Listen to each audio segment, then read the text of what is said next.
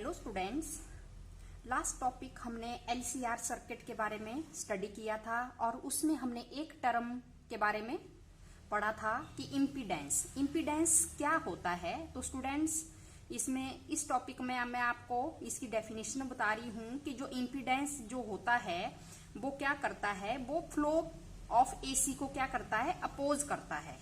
किसको? जो alternating current होता है उसी को क्या करता है, वो अपोज करता है। तो जो इम्पीडेंस होता है उसका जो मीनिंग होता है वो सिर्फ और सिर्फ एसी सर्किट में ही वो अप्लाई होता है कि जो total effective opposition offered by LCR circuit to alternating current is known as impedance. इसको आप इम्पीडेंस ट्राइंगल भी कहते हैं, ठीक है। और एक राइट एंगल ट्राइंगल होती है जिसमें आपको पता है बेस होगा, परपेंडिकुलर होगा और हाइपोटेन्यूज होगा। तो वहां पर आपको पता है रेजिस्टेंस आर से रिप्रेजेंट करते हैं और रिएक्टेंस लेंगे आप, इंडक्टिव रिएक्टेंस भी हो सकता है और कैपेसिटिव रिएक्टेंस भी हो सकता है और इम्पीडेंस। तो इम्पीडेंस मैंने आपको बता दिया कि टू कंपोनेंट, आपने ध्यान रखना है, two components Z is equal to R plus J X. ये फॉर एग्जाम्पल के लिए ये आपके पास मैं बता रही हूं कि आपने इसको ऐसे रिप्रेजेंट अगर करना है तो जो आर और एक्स यहाँ पर जो रिप्रेजेंट कर रहे हैं ये किसको रिप्रेजेंट कर रहे हैं? आर से रेजिस्टेंस है और एक्स से क्या है, रिएक्टेंस। तो ये रिएक्टेंस की जो वैल्यू हो सकती है वो कैसी भी हो सकती है कि कैपेसिटिव रिएक्टेंस की वैल्यू हो सकती है और इंडक्टिव रिएक्टेंस की वैल्यू हो सकती है।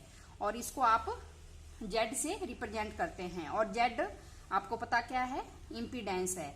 तो जो मेन डिफरेंस होता है रेजिस्टेंस और इम्पीडेंस के बीच में वो यही होता है स्टूडेंट्स, क्योंकि जो रेजिस्टेंस होता है वो फ्लो ऑफ एसी और डीसी को दोनों को क्या करता है, अपोज करता है रेजिस्टेंस। लेकिन जो इम्पीडेंस होता है वो सिर्फ और सिर्फ किसको अपोज करता है फ्लो करने से, एसी करंट को। तो impedance having meaning only in AC circuit.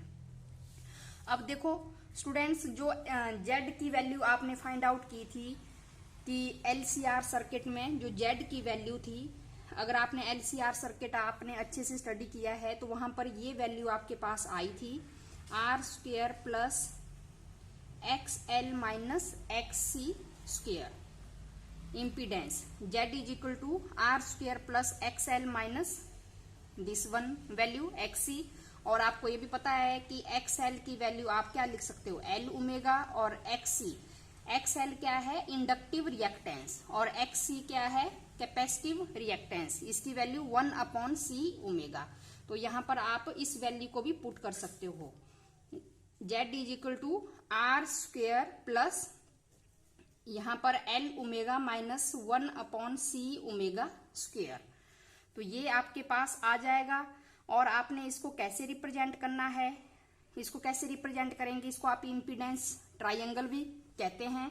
तो इसको आप कैसे रिप्रेजेंट कर सकते हो, figure with the help of figure.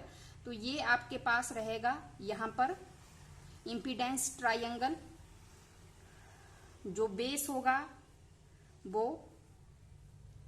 Resistance और जो परपेंडिकुलर, ठीक है। यहां पर जो बेस है राइट एंगल ट्राइंगल है जहां पर बेस परपेंडिकुलर, बेस में आपने क्या लेना है, रेजिस्टेंस लेना है, परपेंडिकुलर में आपने क्या लेना है, रिएक्टेंस। जो रिएक्टेंस की जो वैल्यू है XL माइनस XC वो परपेंडिकुलर में, और हाइपोटेन्यूज किसको रिप्रेजेंट करेगा, वो इम्पीडेंस जेड को रिप्रेजेंट करेगा। And phi is your phase difference, जो भी आपका एंगल होगा, फेज एंगल यहां पर। तो वैसे ही आप इम्पीडेंस एलआर सर्किट के लिए भी आप रिप्रेजेंट कर सकते हो, एलआर सर्किट। तो एलआर सर्किट के केस में आपको पता है कि मैं किसकी बात कर रही हूं यहां पर, एल और आर, इंडक्टिव, ठीक है, इंडक्टर और रेजिस्टेंस के बारे में मैं बात कर रही हूं। तो आप लिख सकते हो impedance, impedance of LR circuit. तो एलआर सर्किट की इम्पीडेंस आप कैसे रिप्रेजेंट कर सकते हो, तो यहां पर एल आपको पता है इंडक्टर की बात हो रही है, आर रेजिस्टेंस की बात हो रही है। तो यहां पर जो कैपेसिटेंस की जो वैल्यू होगी वो क्या होगी, 0 होगी। जब आपने इसके लिए आपने राइट एंगल ट्राइंगल आप क्या करोगे, ड्रॉ करोगे। तो अगेन यहाँ पर आपने राइट एंगल ट्राइंगल यहाँ पर आपने बनानी है। ये एंगल फॉर्म होगा, तो यहाँ पर राइट एंगल ट्राइंगल जो भी आप नाम दे रहे हैं OAB, तो जो बेस है वो रेजिस्टेंस को रिप्रेजेंट करेगा और जो परपेंडिकुलर है, अब XC की वैल्यू तो क्या है 0 है, मैंने इंपीडेंस निकालना है LR सर्किट की, तो यहाँ पर सिर्फ और सिर्फ XL आ जाएगा और ये आपके पास क्या आ जाएगा Z आ जाएगा यहाँ पर इंपीडेंस की वैल्यू। तो आप कैसे आप लिखोगे इक्वेशन, तो Z इज इक्वल टू क्या आ जाएगा R² plus L omega square, और L ओमेगा आपको पता है XL की वैल्यू कितनी होती है L ओमेगा, तो यहाँ पर मैं लिख दूंगी R² प्लस XL स्क्वेयर। आप इसको ऐसे भी रिप्रेजेंट कर सकते हो। और यहाँ पर जो फेज डिफरेंस है बिटवीन करंट एंड वोल्टेज, उसको आप ऐसे रिप्रेजेंट कर सकते हो tan phi is equal to क्या होता है perpendicular upon base XL upon R, तो यहाँ से आप tan फाई की वैल्यू भी आप फाइंड आउट कर सकते हो। वैसे ही आपने इंपीडेंस किसके लिए भी निकालना है CR सर्किट, तो वहां पर इंडक्टर की वैल्यू क्या रहेगी 0 रहेगी। और मैंने आपको बता दिया कि जो इंपीडेंस क्या होता है कि वहां पर जो टोटल इफेक्टिव अपोजिशन होता है वो कौन ऑफर करता है LCR सर्किट की जो इंपीडेंस है वो फ्लो ऑफ AC को क्या करेगा अपोज करेगा सर्किट में। और साथ में इसी का ही इंपीडेंस का जो अपोजिट होता है उसको बोलते हैं एडमिटेंस। एडमिटेंस क्या होता है स्टूडेंट्स, एडमिटेंस यही है कि किसी सर्किट में से किसी डिवाइस में से कितना करंट फ्लो कर रहा है, उसी को आप क्या बोलोगे एडमिटेंस बोलेंगे। और इंपीडेंस क्या करेगा फ्लो ऑफ AC को अपोज करेगा, और एडमिटेंस क्या बताएगा कि कितना करंट किसी डिवाइस में से इजिली क्या कर रहा है फ्लो कर रहा है, उसी का अपोजिट है। तो एडमिटेंस को आप A से रिप्रेजेंट करेंगे तो रेसिप्रोकल ऑफ इंपीडेंस। तो वैसे ही आपने बता देना है इंपीडेंस एक तरह से क्या है रेजिस्टेंस ही है, ठीक है रेजिस्टेंस, ठीक है वो ऑफर करता है किसके लिए फ्लो ऑफ AC के लिए, वो रोकेगा करंट को फ्लो करने से। बस आपको ये आपने ध्यान रखना है, इसमें कोई कंफ्यूजन की बात नहीं है कि एडमिटेंस क्या होता है इंपीडेंस क्या होता है, बिल्कुल इजी टॉपिक है कि जो आपका इंपीडेंस होगा वो क्या करेगा अपोज करेगा the flow of AC in circuit, ठीक है। Impedance having only meaning in AC circuit. अगर राइट एंगल ट्राइंगल आप यहाँ पर ड्रॉ कर रहे हो तो राइट एंगल ट्राइंगल में आपको पता है बेस है परपेंडिकुलर है और हाइपोटेन्यूज, जो हाइपोटेन्यूज जो साइड होगी वो इंपीडेंस को रिप्रेजेंट करती है और जो बेस होगा वो रेजिस्टेंस को, और जो परपेंडिकुलर साइड होती है वो किसको रिप्रेजेंट करती है रिएक्टेंस। ये आपके पास क्या है रिएक्टेंस।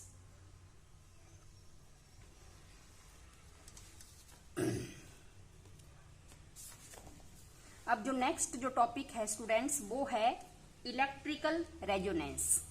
बहुत इजी टॉपिक है और आपको समझने में कोई परेशानी नहीं आएगी, इसको आपने इसको ध्यान से समझना है कि इलेक्ट्रिकल रेजोनेंस क्या होता है। यहाँ पर मैं ऐसे भी आपको बता सकती हूँ कि एग्जाम में क्वेश्चन ऐसे भी पूछ सकते हैं कि explain the term resonance for a series LCR circuit, calculate the resonant frequency, ठीक है। तो इलेक्ट्रिकल रेजोनेंस क्या होता है, derive an expression for resonance for a series LCR circuit. अगर स्टूडेंट्स आपने अगर LCR सर्किट अगर आपने अच्छे से स्टडी किया है तो आपको समझने में कोई दिक्कत नहीं आने वाली है। तो सबसे पहले मैं आपको इलेक्ट्रिकल रेजोनेंस की डेफिनेशन यहाँ पर क्लियर कर देती हूँ कि क्या होती है डेफिनेशन इलेक्ट्रिकल रेजोनेंस की। Electrical resonance is said to take place in a series LCR circuit when the circuit allow maximum current for a given frequency of the source of alternating supply for which capacitive reactance becomes equal to the inductive reactance। तो students हम इस definition को ही हमने पूरा इसको derive करना है कि ये डेफिनेशन क्या बोल रही है कि रेजोनेंस कब होगा LCR सर्किट में, कि जब एक टाइम ऐसा आएगा कि जब सर्किट में से मैक्सिमम करंट फ्लो करेगा किसी एक पर्टिकुलर फ्रीक्वेंसी पर, ठीक है, और उस फ्रीक्वेंसी पर जो कैपेसिटिव रिएक्टेंस की जो वैल्यू है वो इक्वल होगी इंडक्टिव रिएक्टेंस के बराबर। तो capacitive reactance become equal to inductive reactance. तो स्टूडेंट्स, आपने ये कैपेसिटिव रिएक्टेंस और इंडक्टिव रिएक्टेंस आपको पता है, एक्सएल की बात हो रही है। ये इंडक्टर के लिए हम क्या लेते हैं, रेजिस्टेंस को इससे रिप्रेजेंट करते हैं एक्सएल से, और कैपेसिटिव रिएक्टेंस आपको एक्सी से आप रिप्रेजेंट करते हैं। तो ये हमें पता है, ठीक है। ये कैपेसिटिव रिएक्टेंस और इंडक्टिव रिएक्टेंस, इन दोनों की वैल्यू किसी एक फ्रीक्वेंसी पर क्या हो जाएगी, बराबर हो जाएगी। तो उस केस में सर्किट में से मैक्सिमम करंट फ्लो करेगा। तो जब सर्किट में से मैक्सिमम करंट फ्लो करेगा तो उसी को आप रेजोनेंस, वही आपने क्या बताना है, वो रेजोनेंस पॉइंट होगा उस सर्किट में। तो इसको आप अच्छे से समझना है कि कैसे हमने इसको किया था। और लास्ट टॉपिक आपने एलसीआर सर्किट आपने स्टडी किया था। तो स्टूडेंट्स, पहले हमने थोड़ा सा एलसीआर सर्किट को ही रिवाइज करना है इस टॉपिक को समझने के लिए। तो स्टूडेंट्स देखो, ये हमारे पास डायग्राम था एलसीआर सर्किट का। यहाँ पर हमने इंडक्टर लगाया था, आगे कैपेसिटर,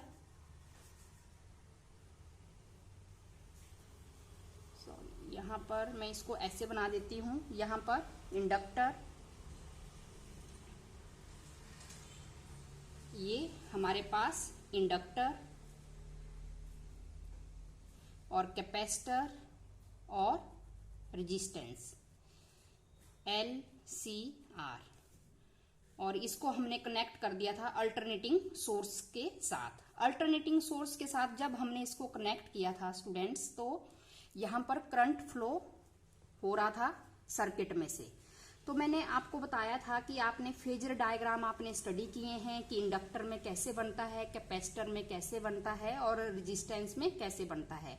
जब यहाँ से सर्किट में से करंट फ्लो करेगा, जब आपने यहाँ पर एसी सोर्स से इसको क्या कर दिया है, कनेक्ट कर दिया है, सर्किट इसका कंप्लीट हो गया है, तो सर्किट में से क्या होगा, करंट फ्लो हो जाएगा। तो जो करंट की जो वैल्यू होगी, I is equal to I naught sine of omega t, ठीक है। अब आपको पता है कि जब हमने फेजर डायग्राम हमने स्टडी किए थे, तो इंडक्टर के केस में हमने फेजर डायग्राम कैसे ड्रॉ किया था। तो इंडक्टर के केस में आपको पता था कि जो करंट है, करंट की वैल्यू क्या करती थी, लैग करती थी, किससे, वोल्टेज से। Current lag the voltage bye an angle of pi by 2। तो 90 डिग्री करंट क्या कर रहा था, इंडक्टर के केस में लैग कर रहा था। तो हमें फेजर डायग्राम हमें पता होना चाहिए, तभी हम इसको टॉपिक को अच्छे से समझ सकते हैं एलसीआर सर्किट कि कैसे। यहाँ पर मैंने वोल्टेज VL, तो यहाँ पर इंडक्टर के केस में करंट क्या कर रहा था, हमारा लैग कर रहा था। और कैपेसिटर के केस में हमें पता है कि करंट क्या कर रहा था, लीड कर रहा था वोल्टेज से, कितना, एंगल पाई बाय 2। यहाँ पर करंट क्या कर रहा है, लीड कर रहा है। तो इसको मैंने ऊपर बनाया है और वोल्टेज को मैंने नीचे। अब कैपेसिटर का केस है तो मैं इसको C से यहाँ पर रिप्रेजेंट कर रही हूँ। इंडक्टर का केस है तो मैं इसको L से रिप्रेजेंट कर रही हूँ, और कैपेसिटर है तो मैं इसको ऐसे C से रिप्रेजेंट कर रही हूँ। तो यहाँ पर ठीक है, यहाँ पर करंट लैग कर रहा है, यहाँ पर करंट क्या कर रहा है, लीड कर रहा है। और रेजिस्टेंस के केस में आपको पता है कि जिस डायरेक्शन में वोल्टेज होगा उसी डायरेक्शन में क्या होगा, करंट होगा। तो ये फेजर डायग्राम आपको पता होने चाहिए सबसे पहले कि इंडक्टर के केस में, ठीक है, इंडक्टर के केस में क्या करेगा, current lag behind the potential difference bye an angle of pi upon 2। जबकि कैपेसिटर के केस में यहां पर क्या होगा, current lead the potential difference VC by an angle of pi upon 2। और यहां पर आपको पता है कि जो पोटेंशियल डिफरेंस होगा अक्रॉस द रजिस्टर, वहां पर in phase with the current, जिस डायरेक्शन में वोल्टेज होगा उसी डायरेक्शन में करंट होगा। तो अब स्टूडेंट्स, यहाँ पर हम क्या कंडीशन यहाँ पर अप्लाई कर रहे हैं, जब भी मैंने इन फेजर डायग्राम को, तीनों फेजर डायग्राम को क्या किया, आपस में कंबाइन किया। तो आप देख रहे हैं, तो हमारे पास जो डायग्राम बनेगा वो इस तरह बनेगा। देखेंगे आप, हमने इन तीनों फेजर डायग्राम को क्या किया था, कंबाइन किया, और ऐसे ये बन जाएगा। ये इंडक्टर का केस है, और करंट तीनों का इसी डायरेक्शन में है, तो करंट इसी डायरेक्शन में रहेगा। और ये आपके पास रेजिस्टेंस और ये कैपेसिटर। तो स्टूडेंट्स यहां पर हम क्या कर रहे हैं कि एक ऐसी पर्टिकुलर फ्रीक्वेंसी सेट होगी सर्किट में कि जहां पर ये जो VL है वो इक्वल टू हो जाएगा VC के बराबर। ठीक है, जो इंडक्टिव जो रिएक्टेंस होगा, जो वोल्टेज इंडक्टर की होगी वो कैपेसिटर के बराबर हो जाएगी किसी एक पर्टिकुलर फ्रीक्वेंसी पर। तो वहां पर क्या होगा, फिर उस केस में क्या होगा, जब ये बराबर हो जाएगा तो वहां पर इलेक्ट्रिकल रेजोनेंस आ जाएगा सर्किट में। तो कैसे आपने बताना है, ये बताया जा रहा है। देखेंगे अब आपने ये आपके पास इंडक्टर है और ये क्या है, कैपेसिटर है। और ये आपको पता है इस डायरेक्शन में आपके ने करंट भी लिया है और वोल्टेज भी लिया है। तो डेफिनेशन क्या बता रही है, डेफिनेशन ये बता रही है कि एक पर्टिकुलर फ्रीक्वेंसी आएगी XL इज इक्वल टू किसके बराबर हो जाएगा, XC के बराबर हो जाएगा। जब ये दोनों जो वैल्यू है, जो resistance in inductor and resistance in capacitor, inductive reactance और inductive reactance and capacitive reactance, इन दोनों की वैल्यू जब भी इक्वल हो जाएगी तो ये आपस में क्या हो जाएगी, कैंसल।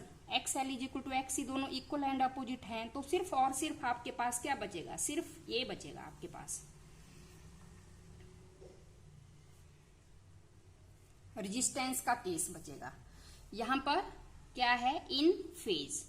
तो इन फेज में आपने फेजर डायग्राम स्टडी किए हैं कि जब आपके पास करंट और वोल्टेज इन फेज में हो तो ये एक तरह से कैसा बिहेव करेगा सर्किट, यहां पर प्योरली रेजिस्टिव सर्किट। ठीक है, ऐसी कंडीशन पर जब when XL is equal to XC के बराबर होगा, then circuit behave, then LCR circuit behave like purely resistive circuit। Purely resistive circuit यहां पर क्या करेगा, वो बिहेव करेगा। आपको पता है कि इन फेज में वोल्टेज और करंट रेजिस्टेंस के केस में क्या होते हैं, फेज में होते हैं रेजिस्टेंस के केस में। तो यहाँ पर जो LCR सर्किट है वो प्योरली रेजिस्टिव सर्किट की तरह बिहेव करेगा। तो आपको अब पता है कि जो LCR सर्किट में जो करंट जो फ्लो कर रहा है, ठीक है, उसकी वैल्यू कितनी थी, I इज इक्वल टू, आपने अगर LCR सर्किट अगर आपने पीछे आपने स्टडी किया है तो आपको पता है I is equal to E upon Z आपको पता है इम्पीडेंस, और E अपॉन Z की वैल्यू मैं यहां पर लिख रही हूं R² plus L omega minus 1 upon C omega square, ये आपने निकाला था। तो यहां पर क्या हो रहा है स्टूडेंट्स, और इसको मैं ऐसे भी लिख सकती हूँ, Z की value under root R² plus XL minus XC। तो यहां पर हम बात कर रहे हैं कि when XL is equal to XC, जब XL आप XC के बराबर पुट करोगे तो आपको पता है Z इज इक्वल टू कितना आ जाएगा, अंडरूट R²। तो Z की वैल्यू R के बराबर आ गई, Z is equal to R। तो Z is equal to R, जब सर्किट में रेजिस्टेंस कम होगा, जब रेजिस्टेंस क्या होगा, मिनिमम होगा, तो इम्पीडेंस क्या होगा, मिनिमम। देखो जब इम्पीडेंस Z मिनिमम होगा तो करंट क्या होगा सर्किट में, मैक्सिमम। ये कब आएगा, ये पॉइंट तब आएगा जब एक पर्टिकुलर फ्रीक्वेंसी पर जो XL है वो इंडक्टिव रिएक्टेंस की वैल्यू कैपेसिटिव रिएक्टेंस के बराबर हो जाती है। तो उस केस में देखो Z इज इक्वल टू किसके बराबर आ रहा है, प्योरली रेजिस्टिव सर्किट। यहाँ पर देखो Z is equal to R resistance के बराबर आ रहा है। तो Z R रेजिस्टेंस तो क्या है, कांस्टेंट वैल्यू है, ठीक है, उसके ऊपर कोई फर्क नहीं पड़ रहा है फ्रीक्वेंसी का। लेकिन जो Z है, XL और XC दोनों क्या हो गए हैं, इक्वल हैं, तो माइनस करके यहाँ 0 आ जाएगा। तो जब Z की वैल्यू क्या होगी, सर्किट में कम होगी, तो करंट क्या फ्लो करेगा, मैक्सिमम फ्लो करेगा सर्किट में। तो इसी को हम क्या बोलेंगे, इलेक्ट्रिकल रेजोनेंस, ठीक है, इसी को हम क्या बोलेंगे, इलेक्ट्रिकल रेजोनेंस। जब Z सर्किट में क्या होगा, मिनिमम होगा, तो करंट सर्किट में क्या होगा, मैक्सिमम होगा। बिल्कुल इजी टॉपिक है, इसको आपने ध्यान से इसको समझना है बस। तो यहां से हमें पता लग गया कि करंट कब होगा मैक्सिमम, जब Z की वैल्यू, जो इम्पीडेंस की जो वैल्यू है वो क्या बन जाएगी, मिनिमम बन जाएगी। Z मिनिमम होगा तो करंट क्या होगा सर्किट में, मैक्सिमम। और साथ में आपने, अगर मैं लो फ्रीक्वेंसी की बात करूं कि एट लो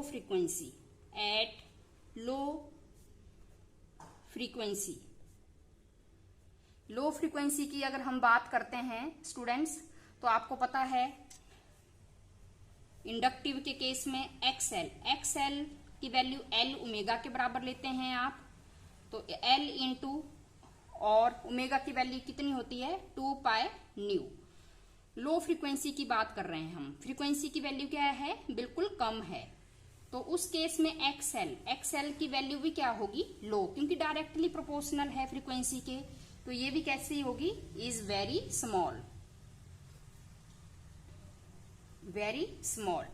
और XC आपको पता है वैल्यू क्या होती है, 1/C omega, 1/C into 2 pi nu. तो अब यहां पर देखेंगे कि लो फ्रीक्वेंसी अगर कम है, इनवर्सली प्रोपोर्शनल है, तो XC क्या होगा, बड़ा होगा। तो यहां पर ये बहुत लार्ज आ जाएगी, is very large. Inductive reactance की वैल्यू और कैपेसिटिव रिएक्टेंस की वैल्यू की हम बात कर रहे हैं। तो इंडक्टिव रिएक्टेंस की वैल्यू और कैपेसिटिव रिएक्टेंस की, ठीक है, लो फ्रीक्वेंसी है तो यहां पर डायरेक्टली प्रोपोर्शनल है। तो लो फ्रीक्वेंसी पर XL स्मॉल होगा, वेरी स्मॉल होगा, और XC यहां पर 1/C ओमेगा है, तो फ्रीक्वेंसी इनवर्सली प्रोपोर्शनल है। अगर कम है फ्रीक्वेंसी तो कैपेसिटिव रिएक्टेंस की वैल्यू बहुत लार्ज होगी लो फ्रीक्वेंसी पर।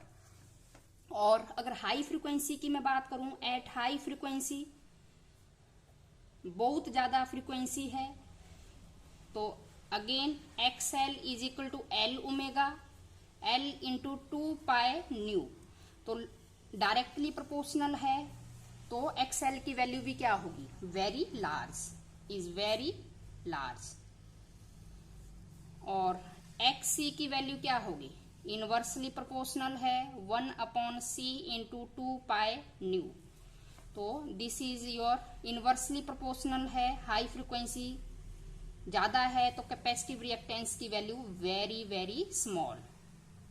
तो स्टूडेंट्स आपने ऊपर वैल्यू यहां पर लिखी है, तो यहां पर मैं अगर लिख रही हूं, अगर Z की वैल्यू, इसको मैं इंपीडेंस की वैल्यू यहां पर हम लिख रहे हैं, तो ये है हमारे पास R² plus XL minus XC,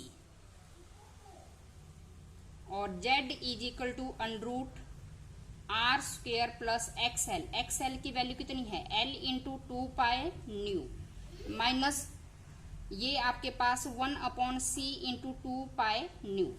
तो ये वैल्यू है स्टूडेंट्स। यहां पर देखेंगे जब फ्रीक्वेंसी कम होगी तो क्या हो रहा है, यहां पर लो फ्रीक्वेंसी पर तो L 2 पाई न्यू ये इतना स्मॉल होगा, और जो दूसरी वैल्यू है 1/C 2 पाई न्यू, ये वैल्यू इतनी लार्ज होगी कि यहां से जब आप इसको सॉल्व करोगे तो जो, और R² में जब इसको आप प्लस करोगे तो इम्पीडेंस की वैल्यू बहुत ज्यादा आने वाली है, क्योंकि एक वैल्यू क्या है, वो जो 1/C 2 pi new low frequency पर ये जो वैल्यू है वो इतनी ज्यादा होगी और इसके कंपैरिजन में ये इतनी छोटी होगी कि मैक्स आपके पास बड़ा ही नंबर आएगा, बड़ा ही नंबर आएगा, क्योंकि स्क्वायर भी हो रहा है और उसमें फिर आपने रेजिस्टेंस का स्क्वायर भी करना है। तो जेड की वैल्यू बहुत ज्यादा आने वाली है, बहुत ज्यादा आने वाली है जेड की वैल्यू। जब लो फ्रीक्वेंसी होगी तो इम्पीडेंस की वैल्यू बहुत ज्यादा आने वाली है। और जैसे ही हाई फ्रीक्वेंसी की मैं बात कर रही हूं, एट हाई फ्रीक्वेंसी पर क्या होगा, हाई फ्रीक्वेंसी पर अगेन देखो यहां पर जेड की वैल्यू मैं लिख रही हूं R square plus X L minus X C square, Z is equal to under root R square plus X L की जगह आपने L into 2 pi nu minus 1 upon C into 2 pi nu. तो यहां पर देख रहे हैं आप, जब हाई फ्रीक्वेंसी है तो ये जो वैल्यू है L into 2 pi new inductive reactance की, ये इतनी ज्यादा होगी और ये इतनी कम होगी कि इन दोनों का जो डिफरेंस आएगा वो बहुत ज्यादा आएगा। जैसे एक वैल्यू अगर हमारे पास ये 100 आ रही है तो दूसरी आपकी 1 आ रही है, तो 100 माइनस 1 कितना आ जाएगा, इन दोनों के बीच में डिफरेंस बहुत ज्यादा आने वाला है, तो ये 99 आ जाएगा। और उसमें आप रेजिस्टेंस भी ऐड करेंगे तो इम्पीडेंस की वैल्यू बहुत ज्यादा आने वाली है। जेड की वैल्यू लो हाई फ्रीक्वेंसी पर भी कितनी आएगी, बहुत ज्यादा आएगी वैल्यू, बहुत ज्यादा वैल्यू आएगी इम्पीडेंस की। तो स्टूडेंट्स यहां से हमें पता लग रहा है कि अगर फ्रीक्वेंसी कम भी होगी तो ये जैसे ये है आपके पास, यहां पर मैं डायग्राम बना रही हूं इम्पीडेंस और फ्रीक्वेंसी का। तो आपने क्या करना है, इम्पीडेंस और फ्रीक्वेंसी में ये आपके पास इम्पीडेंस है और यहां पर फ्रीक्वेंसी है, तो कैसे बनेगा आपके पास डायग्राम। तो आपने जैसे बहुत ज्यादा अगर फ्रीक्वेंसी की वैल्यू कम है तब भी इम्पीडेंस बहुत ज्यादा है, अगर फ्रीक्वेंसी की वैल्यू बहुत ज्यादा है तब भी इम्पीडेंस की वैल्यू बहुत ही ज्यादा आपके पास मिल रही है। तो फिर क्या होगा स्टूडेंट्स, एक पॉइंट ऐसा आएगा, एक फ्रीक्वेंसी ऐसी आएगी कि जहां पर एक्स एल किसके बराबर हो जाएगा, एक्स सी के बराबर हो जाएगा। एक पर्टिकुलर फ्रीक्वेंसी आ जाएगी सर्किट में एट म्यू नॉट, अगर मैं इसको म्यू नॉट ले रही हूं, एक ऐसी फ्रीक्वेंसी आ जाएगी पर्टिकुलर फ्रीक्वेंसी पर जो एक्स एल की वैल्यू है वो एक्स सी के बराबर आ जाएगी। तो उस केस में क्या होगा, जो इम्पीडेंस होगा वो मिनिमम हो जाएगा। तो वहां पर जेड इज इक्वल टू किसके बराबर आया था, आर के बराबर आया था, आर के बराबर आया था। तो इस पर्टिकुलर फ्रीक्वेंसी को आपने में करंट की जो वैल्यू होगी एलसीआर सर्किट में वो मैक्सिमम होगी।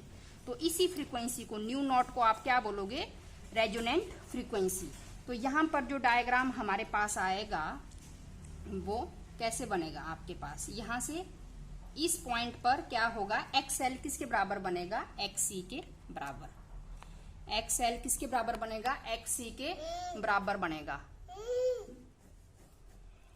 रुको स्टूडेंट्स, मैं इसको डायग्राम को दोबारा से मैं आपके लिए बना रही हूं। तो मैंने आपको बताया ना कि अगर फ्रीक्वेंसी अगर कम है तब भी आपने जेड की वैल्यू बहुत ज्यादा है, अगर फ्रीक्वेंसी की वैल्यू ज्यादा है तब भी जेड की वैल्यू, देखो यहाँ पर ये जेड है ऊपर है, बहुत ज्यादा वैल्यू आ रही है, इस तरफ भी बहुत ज्यादा आ रही है, लेकिन ये जो पॉइंट है यहाँ पर एक्स एल किसके बराबर है, एक्ससी के बराबर है।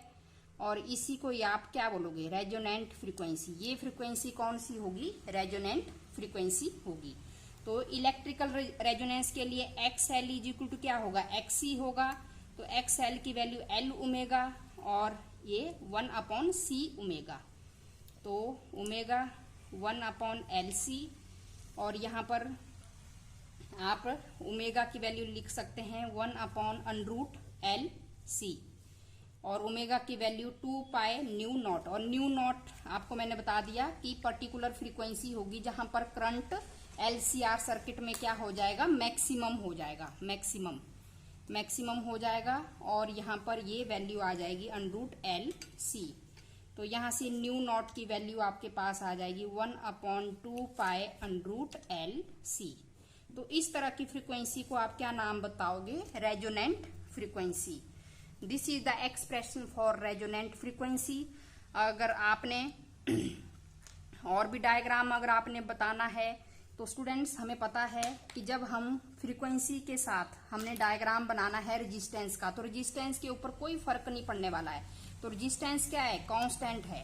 रेजिस्टेंस क्या है? कांस्टेंट है। कांस्टेंट है तो इसकी वैल्यू एज इट इज रहेगी, फ्रीक्वेंसी का कोई फर्क नहीं पड़ेगा। लेकिन और अगर एक्सएल की हम बात करें तो एक्सएल में एल ओमेगा है directly proportional to frequency. XL is equal to L into 2 pi nu. तो यहां पर ये डायग्राम ऐसे बनेगा एल ओमेगा के लिए। अगर मैं एक्सी की बात करती हूं, एक्सी, तो एक्सी आपको पता है 1/c ओमेगा होता है। तो इसका जो डायग्राम आपके पास बनेगा वो यूं करके बनेगा। तो ये वो पॉइंट होगा जहां पर एक्सएल किसके बराबर होगा? एक्सी के बराबर होगा। तो इसी को हम क्या बताएंगे? Resonant frequency. XL is equal to XC. इस पॉइंट पर ये value XL is equal to XC, और ये वैल्यू किसके लिए है? एक्सी के लिए, एक्ससी के लिए। तो ये आपको समझ आ गया होगा, बहुत इजी टॉपिक है। और हम नेक्स्ट टॉपिक में इसको दोबारा से थोड़ा सा इसको मैं आपको रिवाइज करवाऊंगी। Okay, thank you.